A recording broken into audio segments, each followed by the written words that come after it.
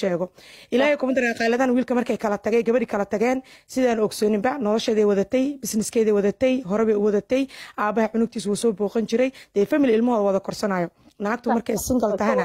dee naagtu markay single tahay gabar dhalinyaro qurux badan tahana dee nin Soomaaliyeed dhan bay shukaansanay ilaa hadda meel qaaliladan ay ku sheegtay wiilka muruusadaha waan wada soconaa oo private-keeda uga hadasho ma jirto balse sidaan ku sheegay Somali Star waa nin xog ugaal ah waa run wiilkan iyo qaali waa wada socdaan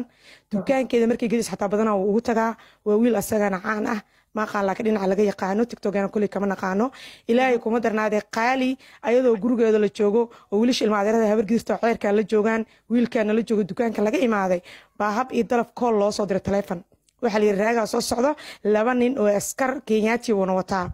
oo dagaal soo qaaday waa nin ma seeray fahmaysaa Soomaalina hore ugu doo jirtay wiligeed waa wada maseeri jireen nimanka qaar kood kama seeran dumarkay kala tagaan markay arkaan nolol kale inay sameystaan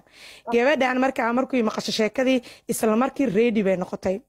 wiilkii waa la qabtay raagi waa la turtuura laakiin wax gacanta sawirka hadda oo wiilka meesha soo dhigay waxa waaye 2023 hadaan qaldaneen xamdi canjeexa u soo diray adigana waan ku soo diray naftirkaaga xidigtaysa u sii fiirsi ka fiir taariikhda no darbaaxshada waa filin asagoo jilaayo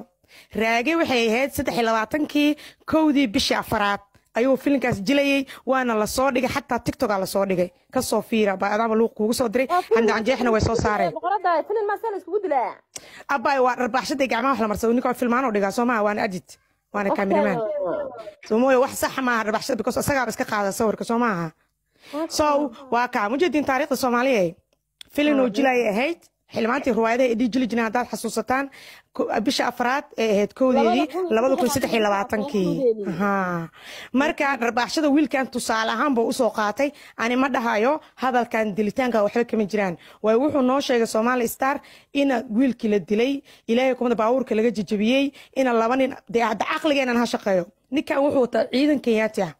ragga hor imaadan waa laba nin oo ceer ah iyo wiilkii mursada gabadhan saaxiibka lahaa miyay niman ciidan aanoo wato niman sacabley idili kartaa baawrna iga jajabin kartaa sida caadiga aqliyana waa ninka ciidan oo soo wata baa la yiri sheekada horta dagaalka wuu jiraa balse sidoo wiilkan u sheegay anigu waan aamisanahay inay sida saxda aysan ahayn naftirkiisa Somali Star ma beeninayo oo wax badan baa aniga soo xog ogaalsada Soomaaliya way taqaaneen la socoto laakiin in anoo ciidan wato laba nin iyo saddex nin shacab leeyahay gacam leeyahay yani u taqaana waxa aan wadanin